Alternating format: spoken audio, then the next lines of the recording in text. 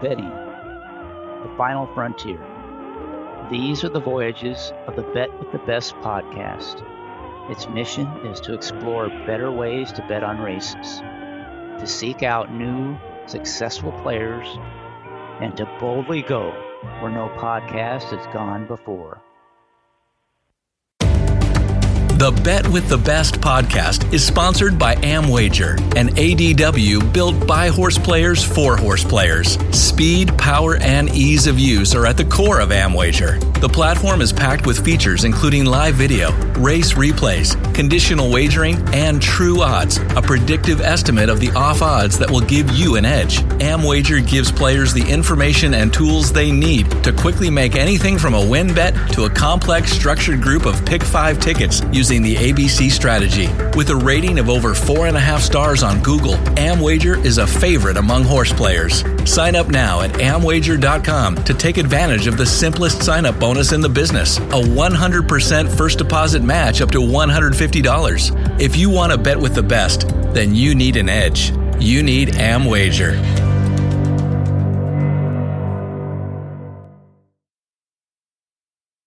Welcome to episode 41 of the Bet with the Best podcast. Joining us on the show for the second time is a pro player who goes by the Twitter X handle of Inside the Pylons or ITP.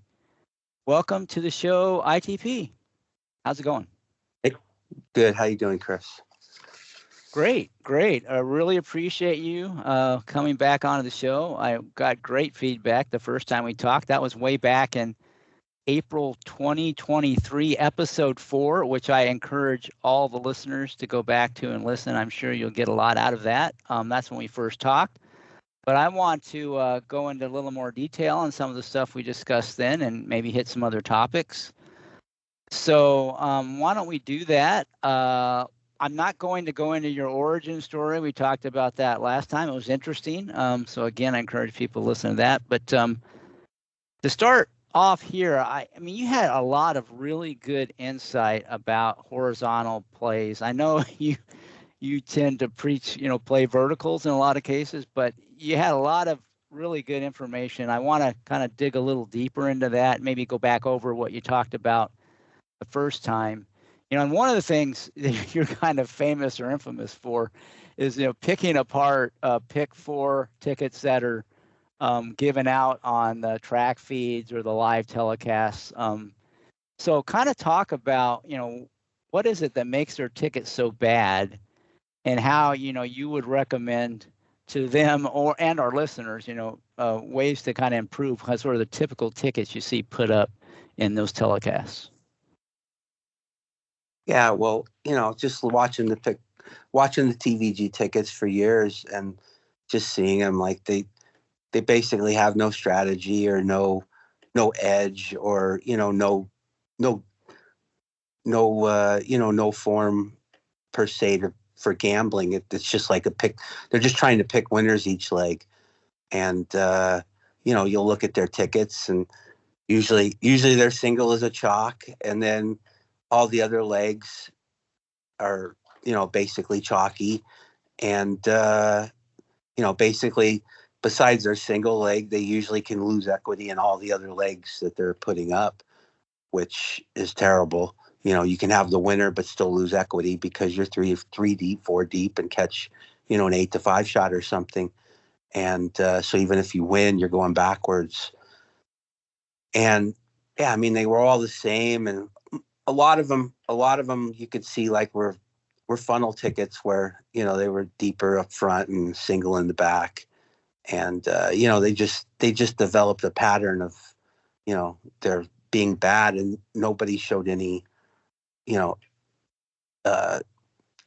aptitude for just like knowing how to gamble or show long-term profit doing them. It was just basically like, we've got a 4 race sequence here, and let's just try to pick the winners of the 4 and single the most obvious winner. And obviously that's just going to kill anybody that's following them. And it's just terrible. It's terrible for new customers just to get pounded like that if they're following them. And these people are promoted as experts, and everything they were putting out was, just losing bilge. And, if experts, if you're following experts and they're getting crushed, then, what's a person who's just getting started going to think, like the experts can't win. How am I ever going to win? Let's go play poker or bet sports or something. So I've got a better chance there. Okay, so you kind of described the sort of the bad tickets. So talk about just like if you were going to make just like one or two changes to their approach. And I've heard you talk about this, and I think it's really good. Just kind of you take these really bad ticket that you typically get, out in that are given out by the so-called experts. What are some kind of just simple things you could do? Maybe don't turn them into winning tickets, but they're not as bad as as they typically are. Yeah, I mean it's tough because their tickets are you can't really turn shit into something good. It's got to have the foundation's messed up on the tickets. But I mean, just quick things like if they're 4 deep in a race and they've got the 4 favorites, then just use the 2 longest prices. Stop singling chalk all the time. A lot of races, like there's 2 obvious horses and they're, even money in the 7-5 or something, and they'd use both of them. I mean, you have to take a stand there and just try to get outside what everybody's going to have, which they would only do if they used alls or, which were, whenever they used all, everybody was spreading anyway. So there was no value in it. There was no real value in it anyway. So, you'd want to go, if you ever, I'm not saying you should ever go all, but if you ever didn't like a 4-5 shot, it wouldn't be terrible if you went everybody but the 4-5 shot. But obviously they never do that. So, I mean, I've never really seen anybody play a ticket like that on any of the channels or anything. So yeah, it's just, they don't have the intuition on how to show a profit long term. It's just like, I'm going to play this one. I'm going to try to hit this one, and I'm going to try to hit every one I play, which is completely wrong because you're trying to hit the ones that are valuable. And if they don't come in, it's no big deal. I mean, if the pick 4 pays $80, $70, who cares? I mean, you missed it, go on to the next one. So, and they basically try to hit everyone they play. So it has nothing to do with making a profit. It's just, let's hit this one. So I can't, you really can't fix that because, I would suggest singling horses that have, that are prices or not using chalks or not using any chalks. I mean, some races you have to single a chalk or something, but their tickets, I mean, there's just nothing to work with there. Most of them are just terrible. Believe it or not, they've gotten a little better. Like they've started to understand, more about ticket construction and maybe take a little, maybe look at a little difference. But, most of them, there's still a few of them that just don't care and don't, just try to pick winners. But once in a while, you'll see a ticket that's okay that they post now. But for 20 years, they were all terrible. So it sounds like it just comes down from,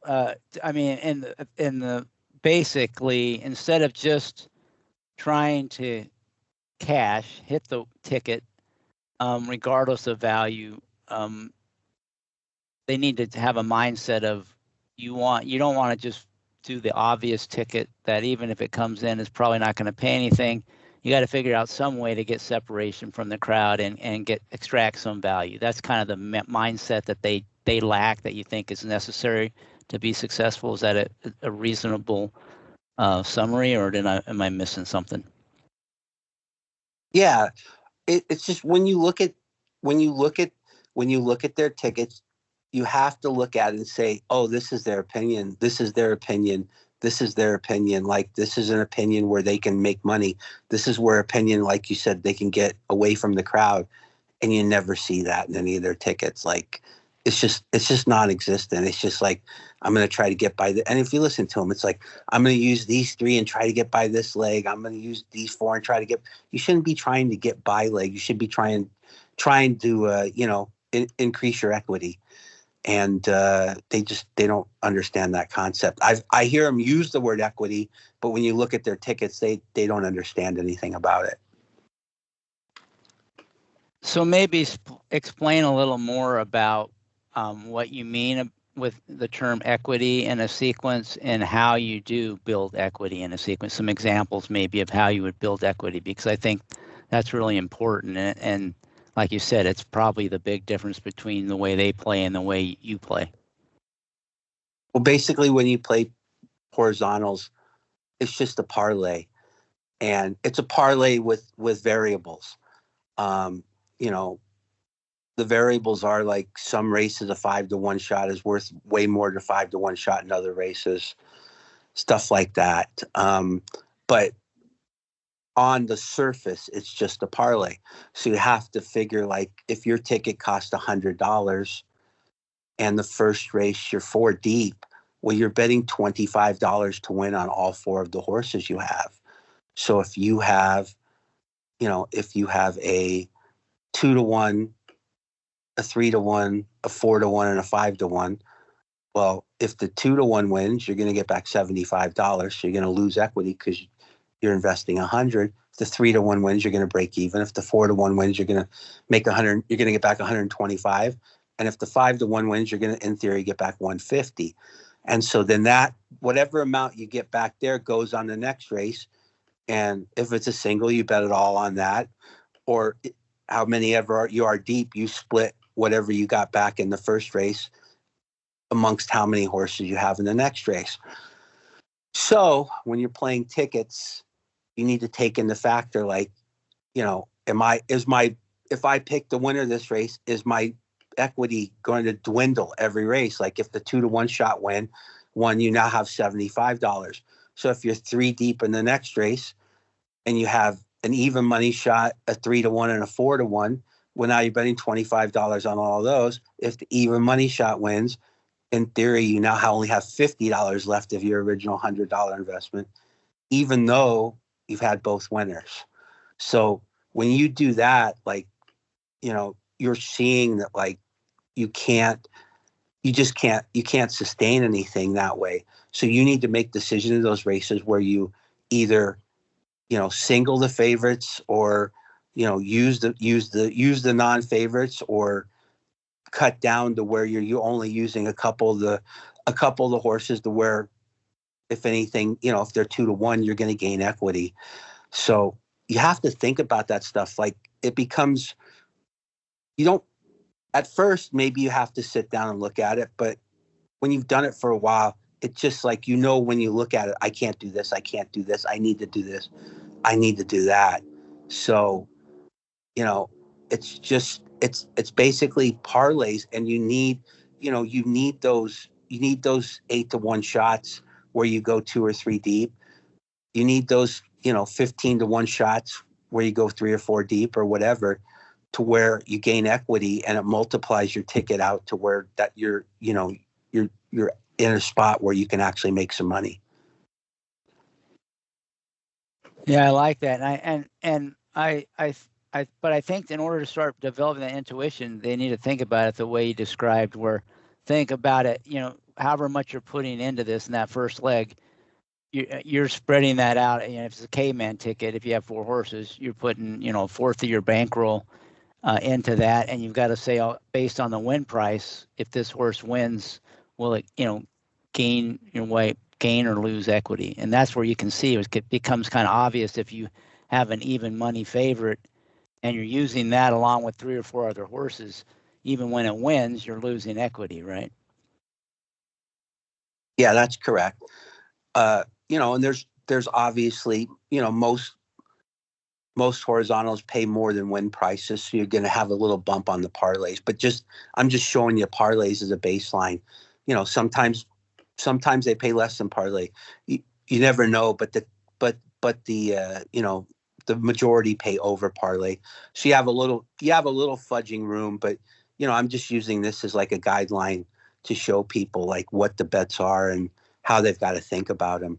And and just like how when you look at a leg and you go, geez, like I'm 4 deep here, and like my biggest priced horse is 5-1, and it's like I'm quadrupling my ticket, and like I have 3 horses where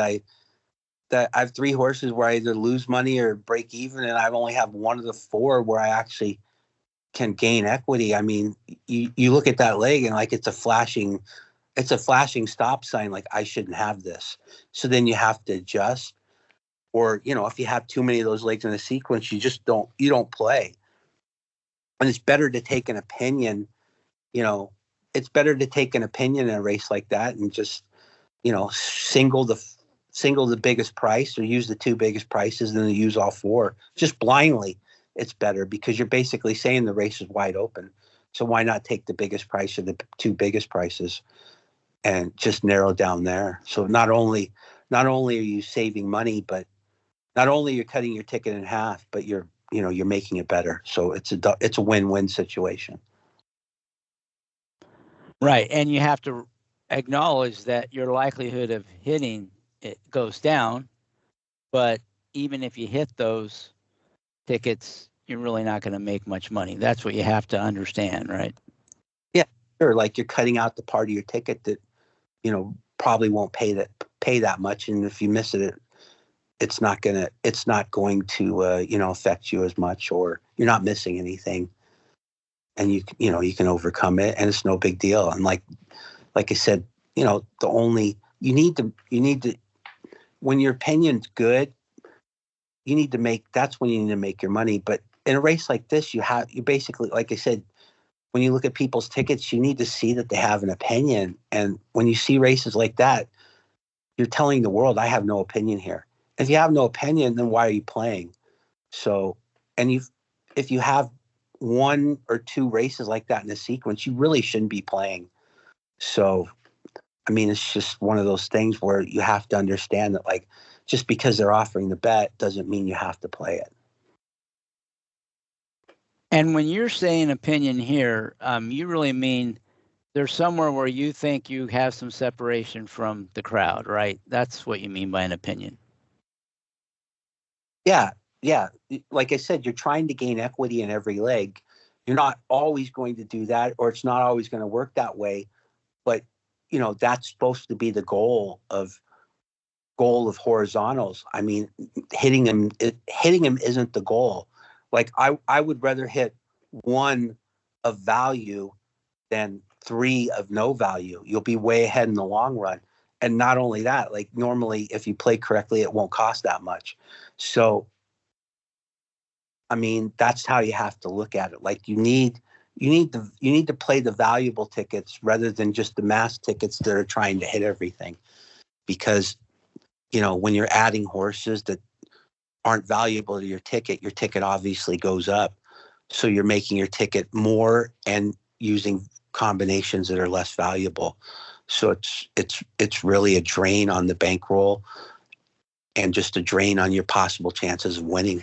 So it's just terrible to do that. And there's just so many people I see that do that. And like I'm looking at them and I go, if you have to do this in 2 of the 4 legs, why are you even playing?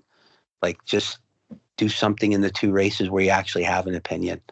You're not just trying to kill your equity or lose all your money in the 2 legs that you obviously have no opinion in.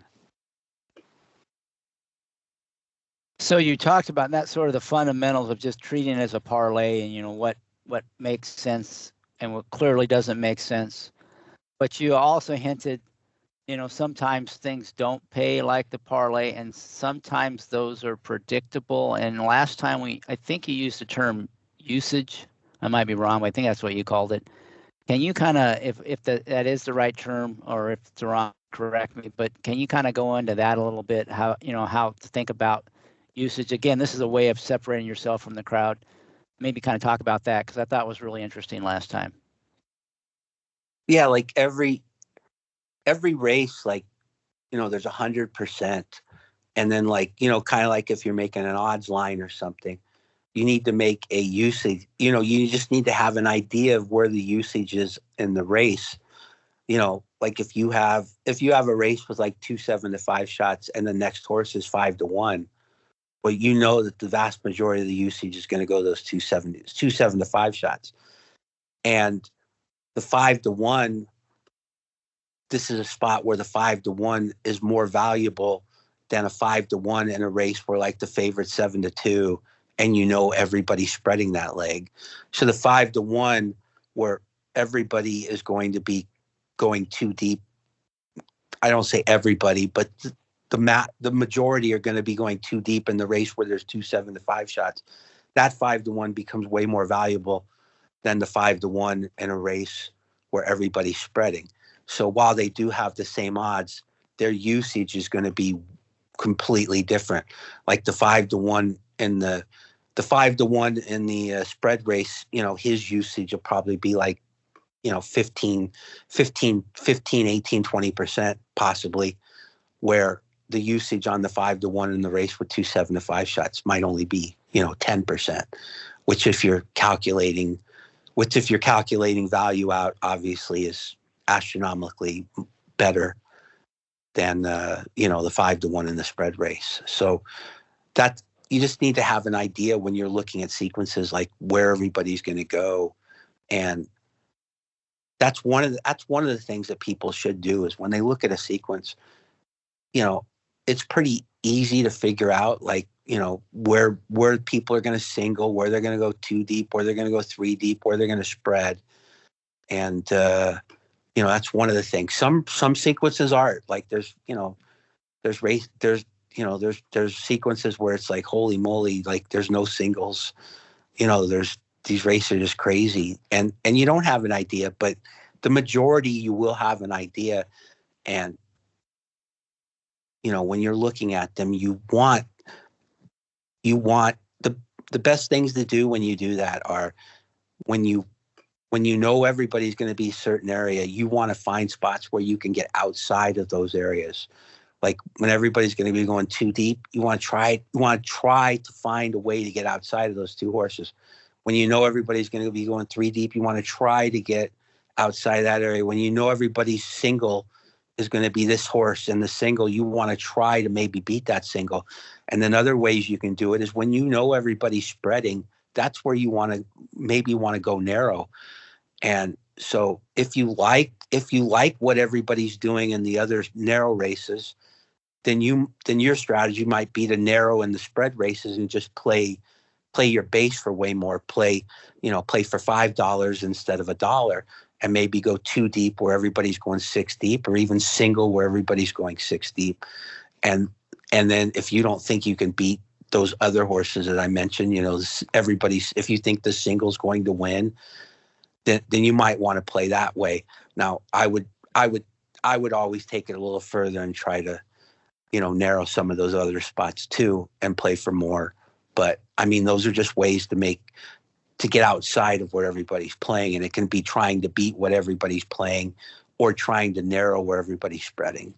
So that would be the basics of what you're looking for at the beginning. Once you start making out tickets, once you start seeing what everybody else is going to play or where the vast majority are going to be heading, like obviously there's variables to that, but you'll catch a lot of the a lot of the tickets in that basic net that you're throwing with how everybody's going to play. Yeah, that makes a lot of sense. And last time we talked, you gave some specific examples of that, where it was kind of an extreme. And I think one of them was the case where, like, in a sequence, there's only one race where there's kind of an obvious single. And the rest of them look like, it's really hard to find a single outside that one race. In that instance, then that one single is going to be the single on everybody's ticket. And, it's really short, much shorter than the odds might indicate. I think that, you can correct me if I'm wrong there, but do you have any other kind of examples of that, like that, where there's sort of extreme cases where if you can, zig where everyone else zags, you can really, get some separation? Yeah, I mean, I don't have any specific examples. There's so many examples.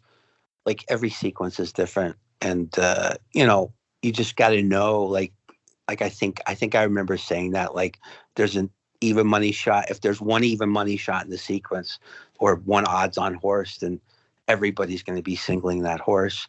So its usage becomes way more than if there's an even money shot in 4 of the races. If there's even money shot in 4 of the races, then people will find one of those 4 to single, and it's just not all centralized on one. So, that's what I think that's what I meant by usage in that case. So, yeah, I mean, I can't, every sequence is different, all these, it's very tough to talk specifics about horizontals because each one's a puzzle. And like they throw a puzzle when you're looking at the sequence, they throw a puzzle on your desk and you've got to put the pieces together. And like some puzzles will be, big pieces and like 12 pieces. And some puzzles will be, 500 pieces and very small pieces. And some puzzles will have missing pieces. And you just got to try to figure out the best you can. And if you can't put it together, then just don't play. And that's the problem. Like most people just keep playing, but it's tough to talk specific examples because, like I said, every puzzle is different, but you just have to have a basic understanding of what's good, what's bad, and then kind of go from there, and what not to do and what you can do and what you can't do, and what you do want to do and what you don't want to do. And you just got to kind of have a general, understanding of that kind of stuff, and just following that will get you in the right spot in most places. And then you can get more specific from there if you need to and make things better. Hopefully, sometimes you make things worse, but you try to make things better and you play. Or, one of the most important things is knowing when not to play. So you can take that route too. So, you have to think about things in terms of value and equity. You have to look for ways to separate yourself from the crowd. You have to kind of understand usage where maybe in a sequence, the usage of a horse might look quite a bit different than its win price would indicate. So kind of with those fundamentals in mind, I want to talk about some kind of examples that you would encounter on different legs in a sequence and how you'd apply that. And some of it you probably have already answered, but just to reinforce it, I want to give you a couple examples. So like if you're playing and you have a really strong heavy favorite, it's one that you don't think you can beat, what are your recommendations for dealing with that? So assuming you want to play the sequence, what would your recommendation be for that? Strong favorite that you're not really excited about trying to beat. Yeah, like strong favorite that I like, I'm singling him. I mean, that's your only option. You basically just have to say, okay, I'm singling him and I'm not going to try to beat him. It's just, if he loses, I lose. And, just that'll give me more options down the line. If you try to beat him and use him, you're basically killing yourself long term. So yeah, if there's a strong favorite and you like him, you just have to single him and just say that's what I'm doing, even though most other people are too, and then find a way to separate yourself down the line, or find a way to, either narrow, just find a way to get ahead of the crowd later. And that makes perfect sense. And that was kind of the obvious answer, but it's amazing how many people play it differently than that. So that's why I wanted to ask the question anyway. Okay, let's go to another one. Exact opposite. You've got a bad favorite. That's your biggest opinion in the leg. It's just you have a bad favorite. What's the best way to deal with that? Did you use it defensively? Yeah, if you don't use it defensively, you're nitwit. No, I'm joking. So basically, if you hate the favorite, then you obviously don't use them on any ticket, no matter what. And then from there, you just, it all depends. Once again, like, if you like something in the race, and if you like something in the race, then use that. If your only opinion is I hate the bad favorite, then it's okay just to spread enough to where, you think you have the winner. It's just, just the only rule of thumb there is to try to beat him and do not use him. And that's steadfast rule. Do not deviate from that. Okay, again, that seems pretty obvious, but it's amazing how many people will use that horse defensively, even though their strongest opinion is that it's a bad favorite. So I had to ask that question. I know that's one of your favorites to answer too. Okay, let's give a couple other examples of legs. Let's say you have a kind of a mid-priced horse. Maybe it's not in the top 2 or 3 favorites that you think is maybe as likely to win as anybody else, offers some value. What's the best way to address that in your sequence, in a pick?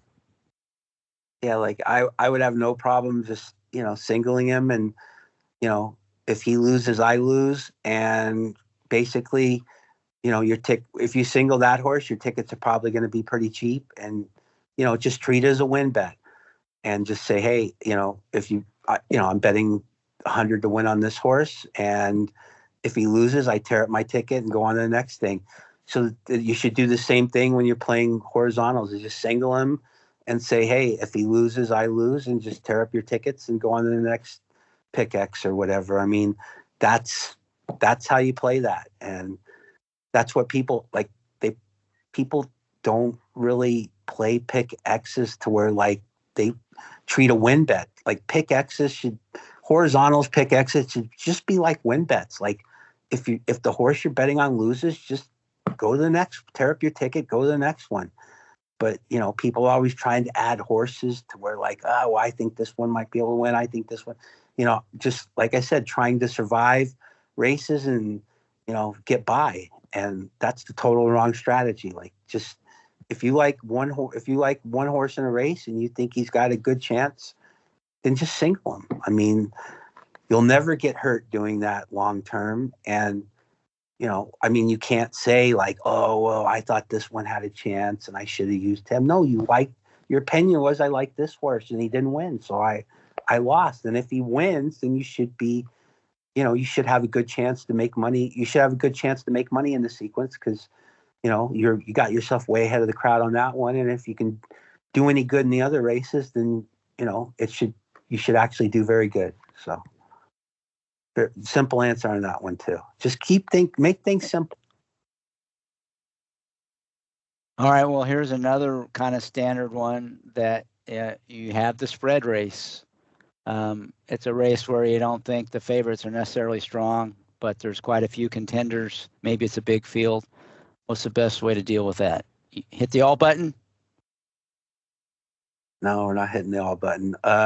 Yeah, just use all the contenders that you think have a chance. I mean, it's the same thing that goes back. Like always, you don't just have to play one ticket. You can play multiple tickets. Like if you let's just say you like that mid-price horse, right? And you're singling him.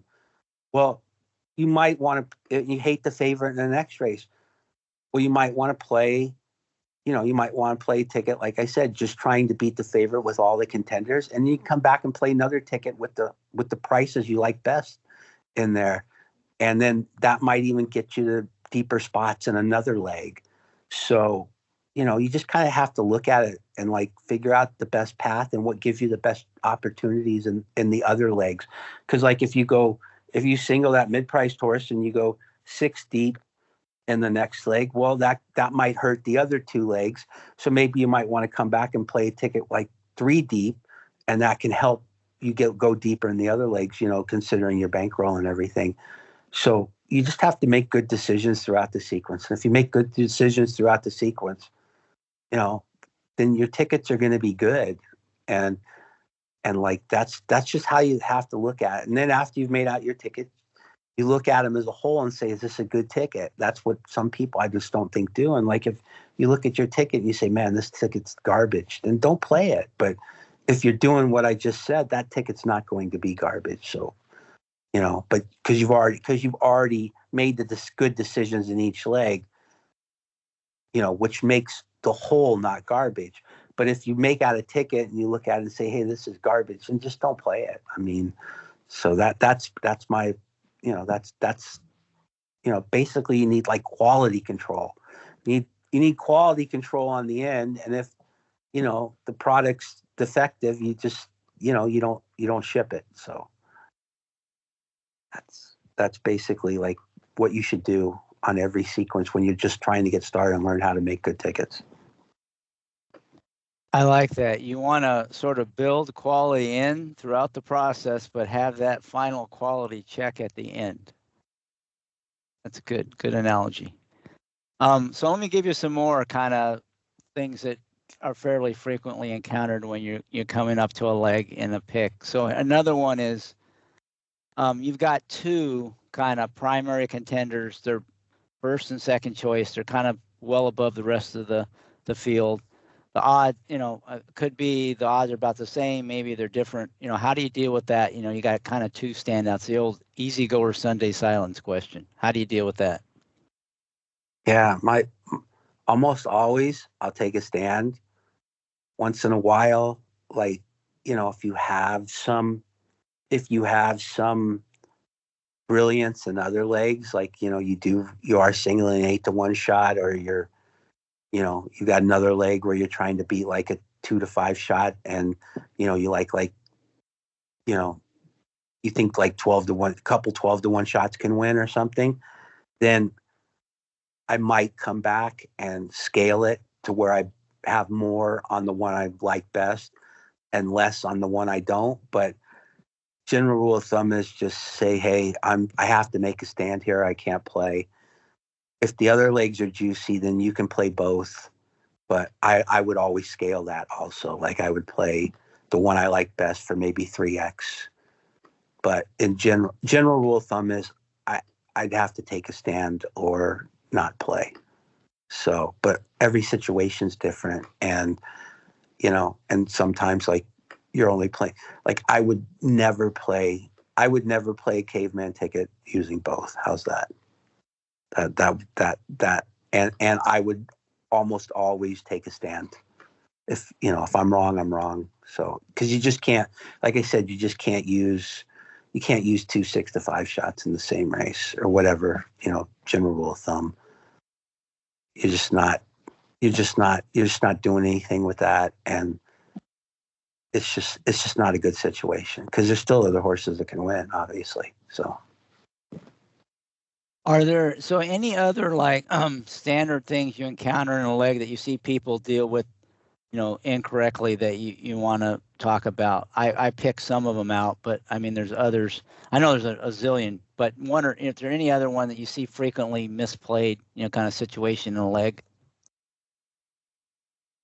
Yeah, it's just more of a sequential thing. Like you just have to look at sequence. Like one thing like some people do, like there's like, if they don't like a 3-to-5 shot or something, like, and you can see they don't really have an opinion on the rest of the horses. Like sometimes they'll leave out one horse that has a chance at a price, and like for whatever reason they leave it out. It's like that's probably bad on the long run. Like your opinion is I don't like the 3-to-5 shot.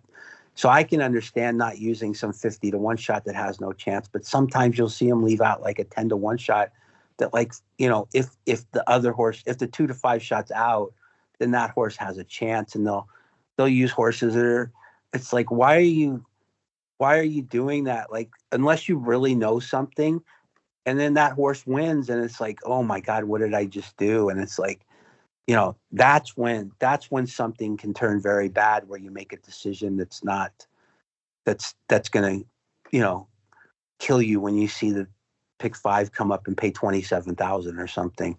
And it's like, you need to have one opinion, one valuable opinion in each leg, and then like go from there. You don't need to make Swiss cheese tickets where every race you have a hole where the hole can swallow you.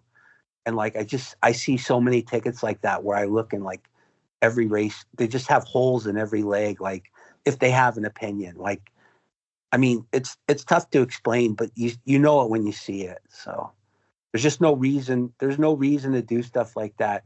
You know, I don't, you know, I want you to leave out favorites and stuff like that, but I don't want you to like leave holes in your ticket every race off of the opinions I can see, if that makes sense. Yeah, it sounds to me like what you're saying is you want to be tight, but you don't want to get too cute when your main opinion is, you know, you have a bad favorite. Don't get too cute in that situation. You know, the other logical tenders, you know, let's make sure you play them all, because your big opinion is you're going to beat the favorite, and you're going to gain equity that way.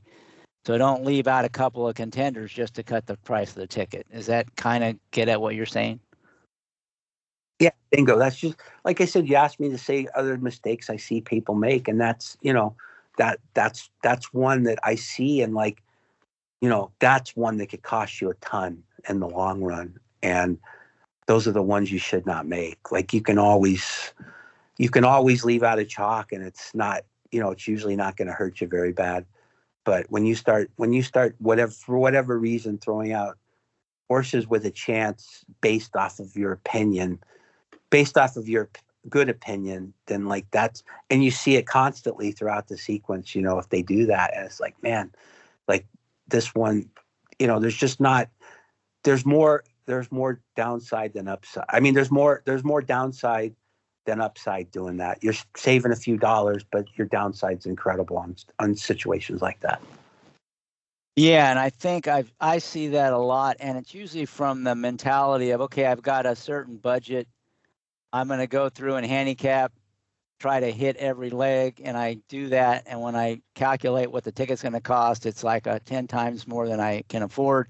So I just start cutting horses out. You know, that sort of approach can lead to a lot of what you just said, where you're cutting horses out that you know have a pretty good chance of winning, just to reduce the size of the ticket. That's not the only way you can get there, but that's kind of an example of, I think, what you're saying there. And yeah, or like, go ahead. Yeah, or like some people just have like these hangups, like, well, I don't use that jockey, or I hate this trainer, or stuff like that. It's like, no, you hate the favorite. Like that's your opinion. Just now like void everything else you think out, and just say, if the favorite loses, I need to have the winner here because I have value in other legs also. Yeah, that's good. And that's different than like, you know, well, this horse has, some little chance. This horse has a little chance, and just start including every horse with a chance. You know, that's not what you're talking about, right? It's really, you've got a strong opinion that you think they say there's a bad favorite, and there's 4 or 5 contenders. You know, you need to include all 5 of those. You don't want to start cutting that in half just to reduce the price of your ticket, assuming that, you know, you like the whole sequence, right?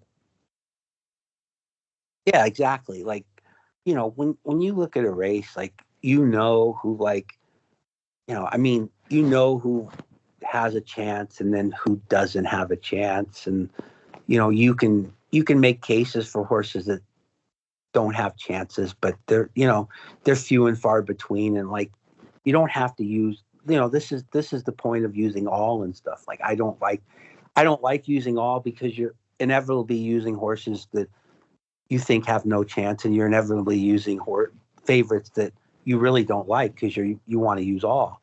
So you need to find that middle ground in races like that. And that's kind of what I'm getting at here. And, you know, if one of the horses you think has no possible chance wins, you can't be mad because you thought he had no possible chance.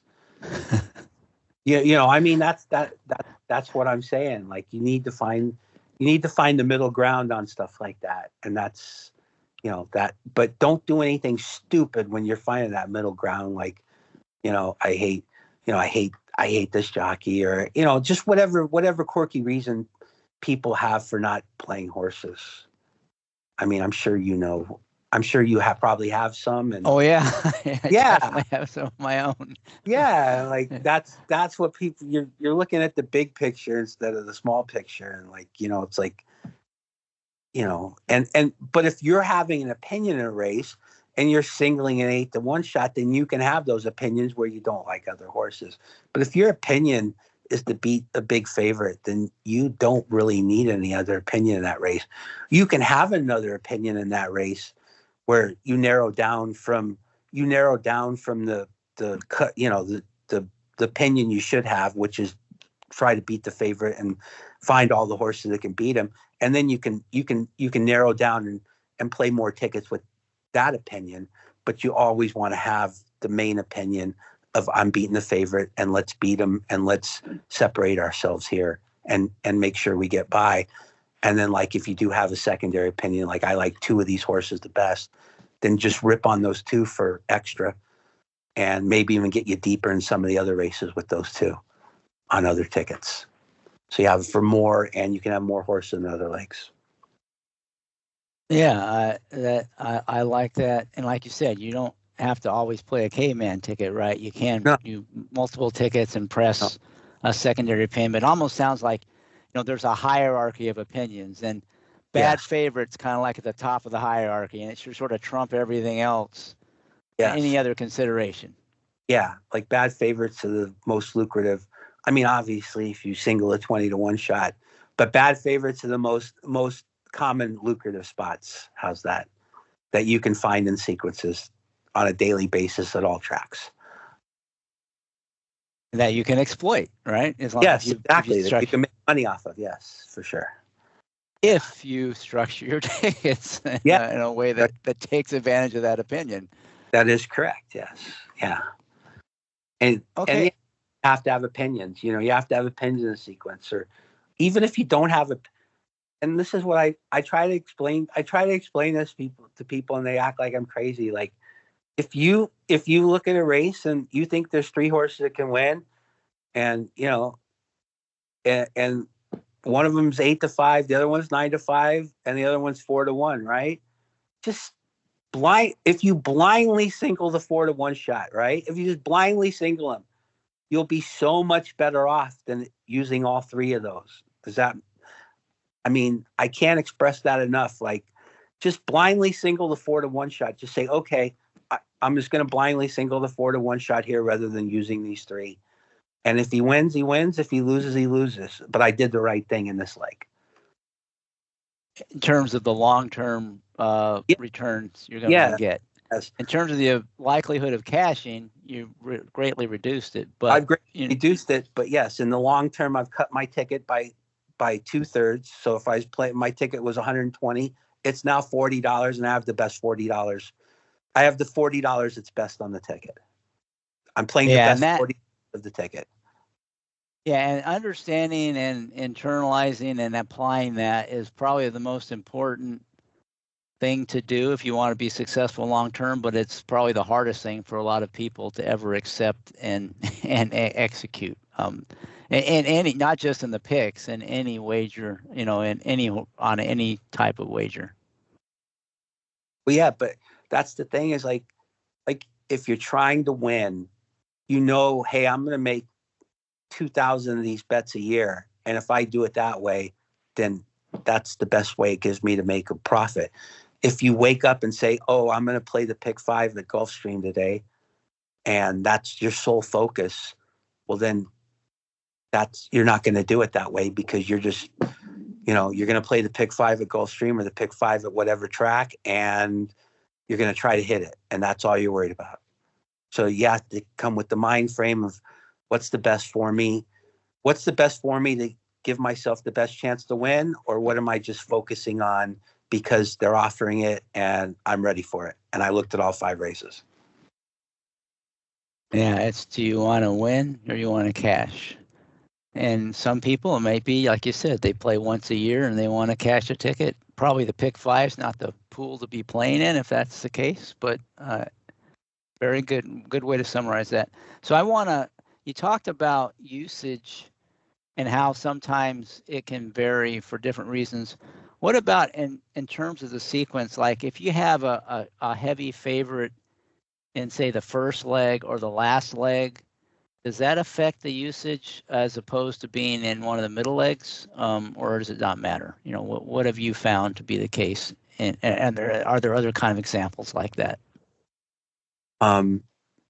Yeah, most of the time the big favorite in the last leg has more usage than the big favorite in the first leg, if they're equal favorites. It all depends on race, how the race is also. But yeah, like, if there's a 4-5 shot and a 9-5 shot, that's different than like a 4-5 shot and the next horse being 7-2, obviously. But if you reverse the races, if like you take the first race and put it in the last race, and the last race and put it in the first race, then normally the usage on the favorite is more in the last race than the early race, because like I said, TVG for years, like almost if you had to bet, like, is their ticket going to be more units first and more units early and less units late, and you coin flip that bet to where you even money each time, you'd be a gazillionaire, because you just see, like I said, all their tickets were funnel tickets. Like, it was like, let's stay alive, and then we'll worry about getting our narrows home later. So it was like, I need an hour worth of being alive rather than being dead in 1 minute. So yeah, so that's the general purpose. And there's still a lot of that bias out there by recreational people. The computers don't play that way, obviously, so they've kind of leveled things out a little bit to where it's not as skewy that way, but the recreationals still biased that way to where they'd rather single late and stay alive than single early and be dead.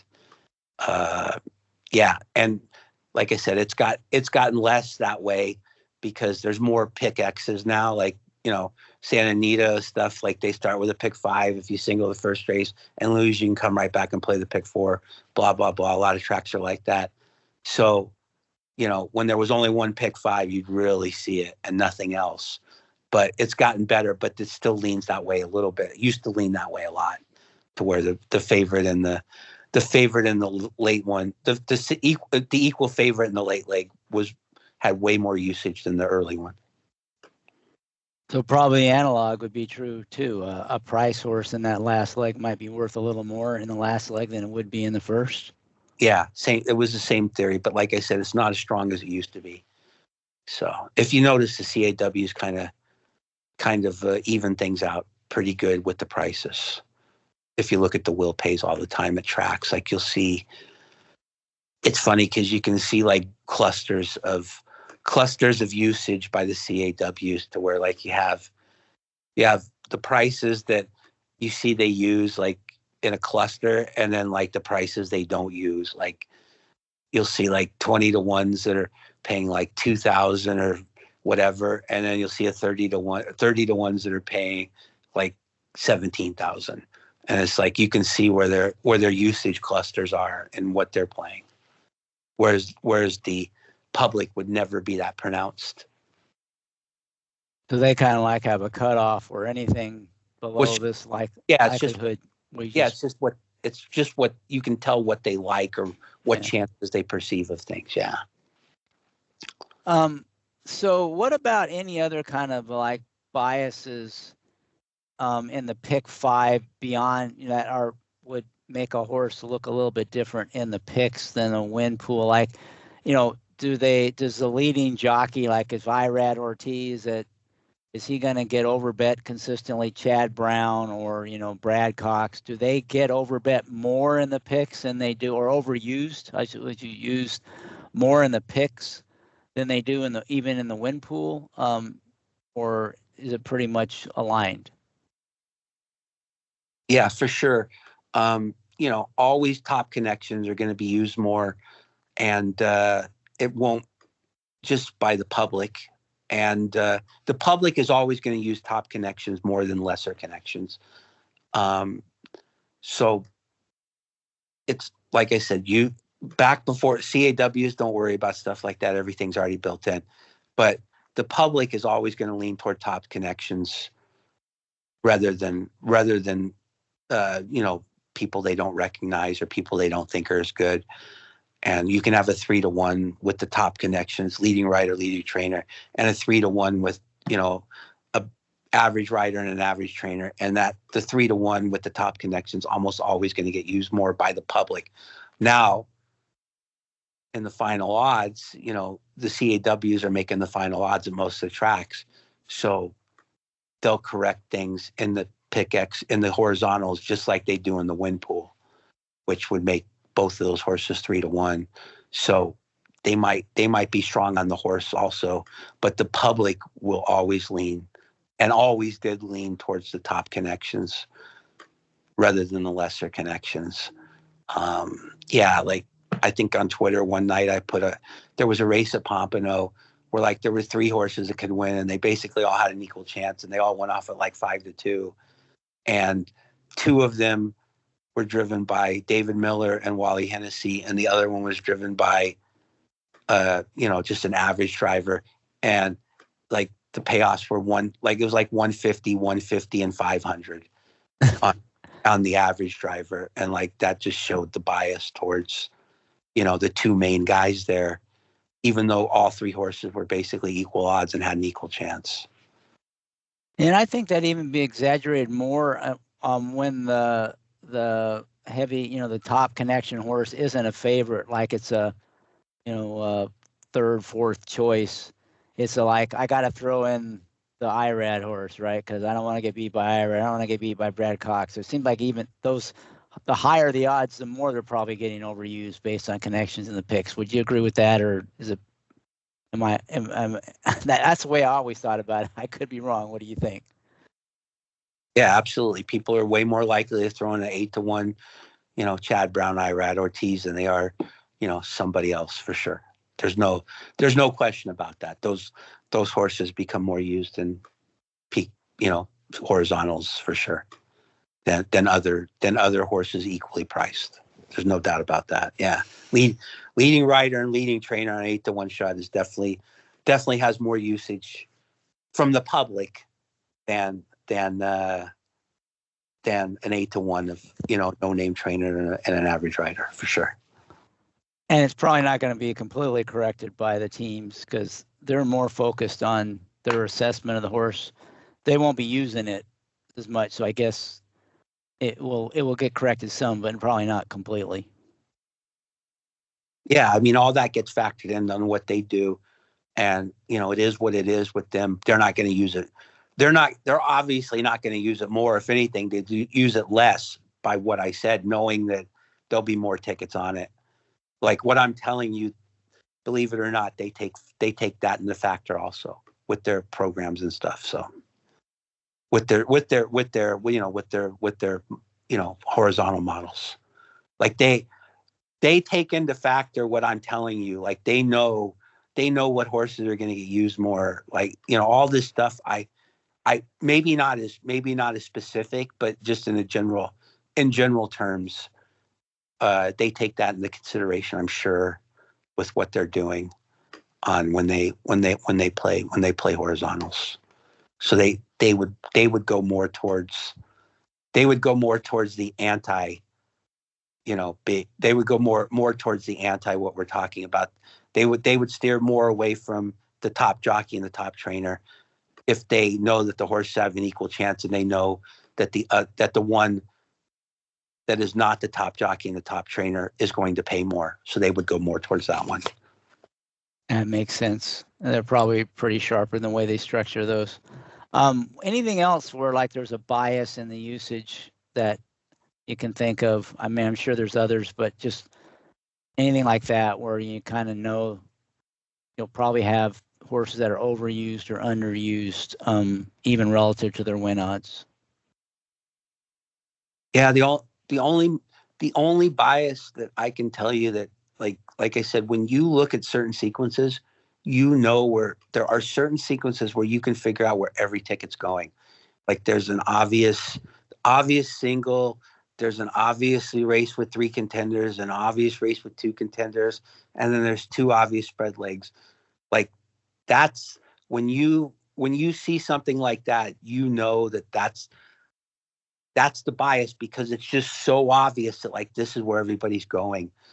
So like those are the sequences where you say, I need to get outside here, or I need to narrow where everybody's singling. I need to narrow where everybody's spreading, or I need to get outside of everybody's single, or their 2 squares or their 3 squares. Like there's sequences that are biased, and there's some sequences where there is no bias. But you need to find the sequences that are biased are the most lucrative ones, because the entire sequence is biased, not just one race. So it's the horizontals where the entire sequence is biased, where you can do your damage if you can reasonably get outside where everybody else is. You don't, once again, you can't force it. It's either there, it's not there, or your opinion says it's there, it's not there. You can't just say, I'm going to randomly do this. I mean, randomly doing it wouldn't be the worst thing, but there's going to be a lot of variance in that, and a lot of swings, and a lot of people might not be able to handle that. And believe it or not, that's kind of what the CRWs do in a lot of sequences. Like they try to get to where everybody's not, because they just know that most normal players can't get there that area, because they aren't playing that big of a ticket. And like if the computers can get to like 2 of those spots where they know everybody are, then they know they're going to crush it. But computers don't care about down swings or variance or whatever. They just know that they know, just like I'm telling you, that those are the best spots to get to. But you can tag along as the public, because those are the good spots, right? They aren't as good as they used to be, but they're still good. But the best biases to go against are sequence biases, not individual race biases. It's easier to do individual race biases, and by doing individual race biases, you can get to the right spots. But the best one is when you look at a sequence and it's defined, like the whole sequence is like bright lights, like this is where they're going, this is where they're going, and like you say, okay, this is where everybody's going. Every ticket's going to be close to the same. Every ticket's going to be in the same general area. And it's like, I need to get to the areas where these aren't. And, you just need to get to one of those areas, maybe in the sequence. If you get to 2, it's usually real good. If you can possibly get to 3, then it's a jackpot. And, it's tough to do, but you can do it sometimes, and, it happens. And that's the best place you need to be, is like finding a sequence that is totally biased and disrupting the bias with your tickets, and hopefully you hit it. So you find that flashing light, everyone's on this sequence. You have an opinion that you think will get you off that sequence. You don't want to force it, but if you've got an opinion that'll separate you in one of those, that's where you have the biggest chance, because everybody's going to be heading down one way, and you've got another way, and you think, based on your opinion, that way can get you to the promised land. That's your biggest opportunity. That's when you want to pounce. Yeah, like when you look at a sequence and you know that every $144 ticket or under is going to be right in this area, right? And like, obviously we know there's thousands and thousands of those, whether it's $24 ticket, $48 ticket, $144 ticket, whatever. And you look at a sequence and you say, man, every ticket that's that amount is going to be somewhere in here. It'll obviously have some variation, but they're going to have a lot of these areas. Okay. Those are the ones, like when everybody's in the same boat, that's when you need to find another boat. And some sequences you look at and you go, man, everybody's in the same boat. Everybody's going to be in the same boat here. This is a good sequence to play if I can find an alternative. And then there's some sequences and you go, oh my God, like I can't figure out what boat anybody's in this sequence. Like, maybe they might single here, maybe they might single here, they might go here, They might spread here. They might single here. I have no idea. Then you really have nothing to go on but your own opinion. And your own opinion is only as valuable as, your own opinion just has the value of your own opinion. But when you can find an opinion in a sequence where everybody's in the same boat, that it's way more valuable. Does that make sense? Yeah, you can leverage that. I mean, without that, when it's not clear where people are going, you could still play it, but it's just all your opinion. If you think based on your opinion you've got some value here, you probably do, but you're not going to be able to leverage it, because now not only do you have value, but you know that you can leverage that because everybody else is going to be going a different direction. So you're going to get even more than more value than you normally would. You just the opportunity there, that extra leverage, you don't have it in some cases. Yeah, exactly. It's just like, when you're playing a sequence like where everybody's scattered, it's like you just don't get those multipliers on parlays and stuff like that. Where if you play a sequence where everybody's in the same boat and you get outside of that boat, then the multipliers just start adding up. Like sometimes you look at a sequence and go, how the hell did it pay that much, right? And like almost all the times where you just say, how did that pay that much? It's like you go back and you look and you say, yeah, like if you really know what you're looking at, you go, yeah, everybody was here and this happened and eliminated everybody, or these two things happened, and while they might have got to one, they're never getting to two. And it's like, yeah, so it just eliminated everybody, and like the next thing you know is like, you're getting 8 times parlay or something like that. And that's the key to doing that. Is like, I mean, that's the key to where like almost a vast majority of the times when something like just pays astronomically good and you look at it, it's always something that is outside of where everybody is. And it's usually baked in the entire sequence, not just one race. Yeah, and it doesn't necessarily have to be some big bomb wins. Like you said, it might be where there was two logicals and the third choice at 5-1 win. And there was another one with a heavy favorite, and the second choice at 7-2 won. And, very few people are in that boat, right? And so all of a sudden you get this big payout. Yeah, if 2 6-5, if like 2 6-1 shots win, where there's 2 6-5s in each race, it's like you've eliminated everybody. I mean, per se, you've eliminated almost everybody. Like, it's just incredible, like how that happens. And those are the kind of sequences where you look like, oh man, it came $14, $8, $14, $14, $8, $12, and it paid like, $9,000. It's like, how to pay that? That's impossible.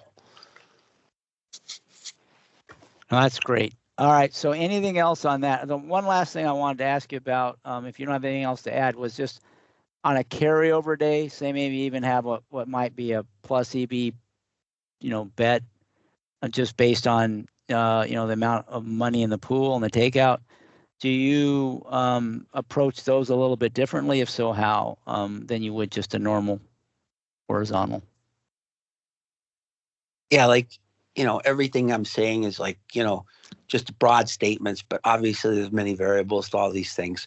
If there's a carryover, you can do things a little bit differently. You can have a little more margin for error. You can spread a little bit wider. You can do stuff like that. You can maybe use a favorite or two, or a favorite here or there that you might not ever use when there's no carryover, but only on tickets that like are basically value in other legs or real narrow in other legs, like on your like on your good opinions, stuff like that. Cause like I'll always say play more than one ticket. So, in carryovers, there's basically it's reduced takeout. So it gives you a little bit more wiggle room in spots to where you don't have to be as precise or stuff like that. And a lot of times in carryovers, there's a general area of like, you do get a bonus on payouts and stuff like that. Not always, but most of the time. So you can have a little more wiggle room and do a few more smarter things, or how would I label it? Like things you shouldn't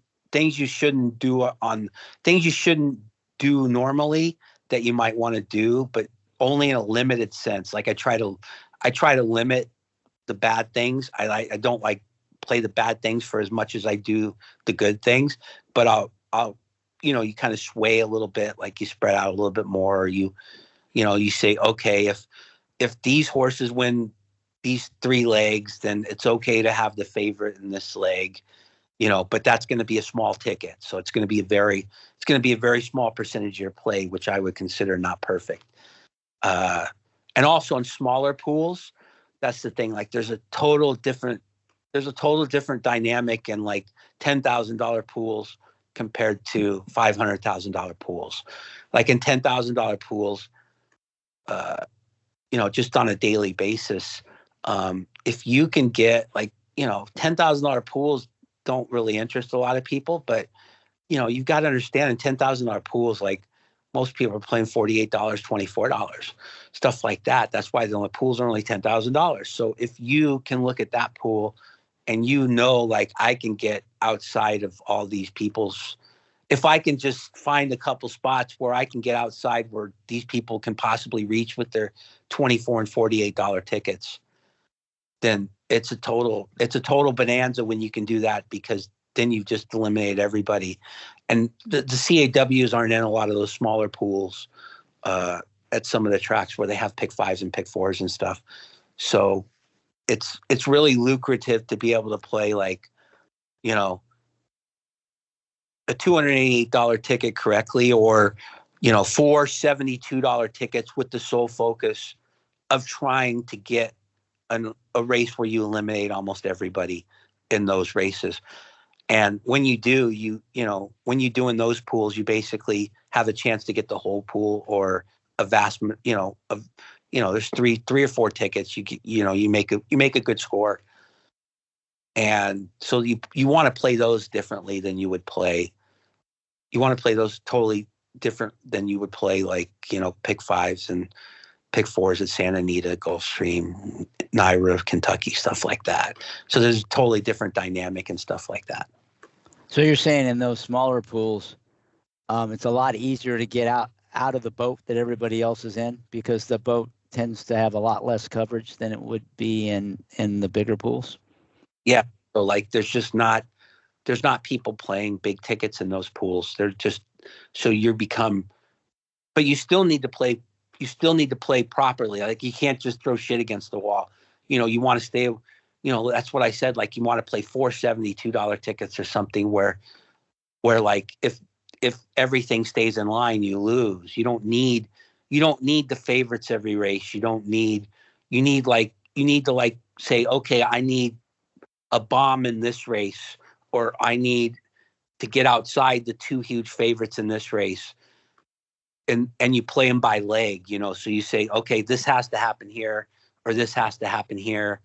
And you might have 2 tickets, 4 tickets, whatever, but you only play to where you win if something happens in the races you need something to happen, that you can figure like I can eliminate the herd if I can do this here. That's good. Probably a good principle to apply even in the other ones, making sure you've got some leg in your play that you're getting some separation, right? In this case, you get major leverage if you can get 1 or 2 of those, because you may be the only person in that boat, right?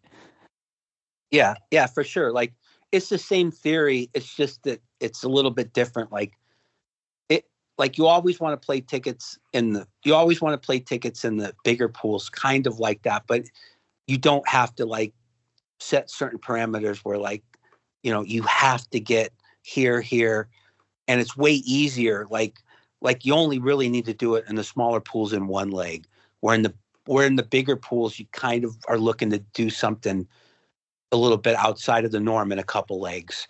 So it's you got to kind of got a little you got to get a little more complicated if you understand, like, whereas it's pretty straightforward in the smaller pools, at least to me.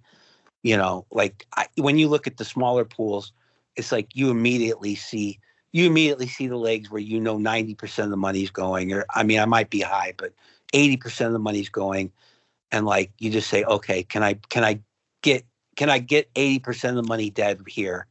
And if you think there's a chance, and then you try, and there might be another leg, same thing. And if you can do that, then it's even though there's still some money alive, it's always going to be small money, because the smaller money, if they ever get to that, then their coverage is going to be very narrow. So if you can just bump a little bit in one of the other one or two legs, if you can just bump a little bit in a leg or two, then they're gone. So like I said, when you're playing smaller tickets and you do something, and you get to an area where it's catastrophic for the rest of the players, then you've usually fired most of your bullets, so you're very narrow from then on out. So, but if you're playing to where you need that to happen, and that's all you're keying on, then your whole ticket is going to be strong, because that's all you've keyed on that race. So now you've got a bunch of units left, where everybody left that got past that leg is going to be very narrow. So not only you pass that leg, but you have the strongest ticket on the planet by a bunch in the sequence. Yeah, I like that. It's you could almost, like, say you have a pick 4, and it's pretty obvious where all the small tickets will be, and you have one or two opinions, maybe an opinion in each 2 of the legs where you think you can get that separation.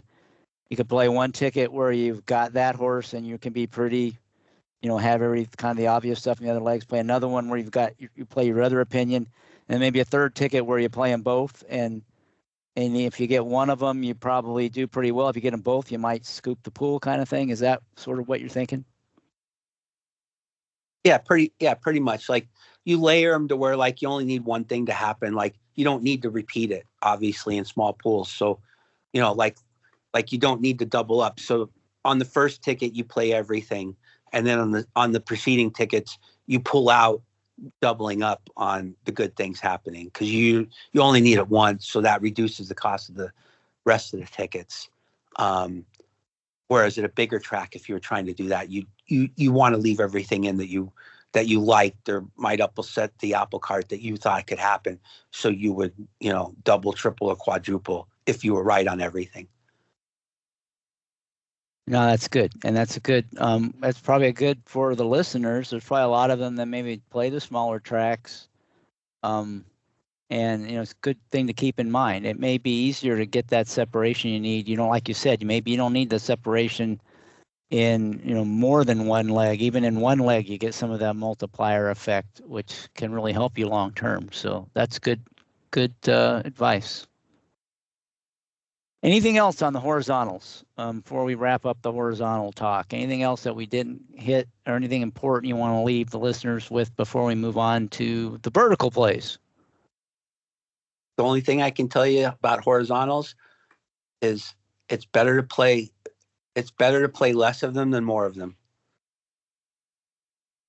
Don't be afraid to pass. Don't be afraid to pass. Yes, horizontals are very tough to have a profitable opinion in long run, because even if you play them right, it's just very tough. Like, there's just so many that are bad, and like you don't have a great opinion in, and it's just, I watch so many people like, oh well, I got to play the Gulfstream pick 5, I've got to play the early and the late, I've got to play the Keeneland pick 5, I've got to play Santa Anita pick 5. When's that starting? And it's like, just because they're offering it, they play it. And it's like, no, you should look at it and you go, I like this one. I know this is good. I know that my opinion, based on what everybody else is playing, is this is good, and I'm going to play this one. And if you don't think that when you're looking at it, then you shouldn't play. Like, never. You just can't. You can't manufacture stuff. It's very tough. You can manufacture stuff way easier in one race than you can in 5 races. And that's good. Yeah, and it's so much easier to beat. It's so much easier to beat a 3 to 5 shot in one race. It's so much easier. It's so much easier to beat a 3 to 5 shot in one race out of like a superfecta in a deep race, and then you get 4 legs of value in a superfecta, than to beat 4 3 to 5 shots in a pick 4 sequence. Like if you have 4 3 to 5 shots in a pick 4, like what's the odds of getting them out? Like it's almost impossible getting them all out. But in a superfecta, if you just hate the 3 to 5 shot and you can get them out of super, it's the same thing. You get 4 legs of value, and it's just like a math problem. I mean, it's just so much easier, and it doesn't have to be a 3 to 5, 6 to 5 shot. If you don't like a 6 to 5 shot in a race, it's so much easier to capitalize on that in the race than it is to capitalize on getting a 6 to 5 shot out of 4 consecutive races in a pick 4. So that's great lead into the next topic, but I'm going to stop right here for part 1 of our discussion. We'll pick it up again in our next episode 42. In the meantime, I encourage all of you out there to listen. Go back and listen to episode 4 from April 2023. We first chatted with ITP. I want to thank him for coming in and sharing his insights with us. I really look forward to continuing the conversation in the next episode. But until then, may you all boldly go where no horse player has gone before.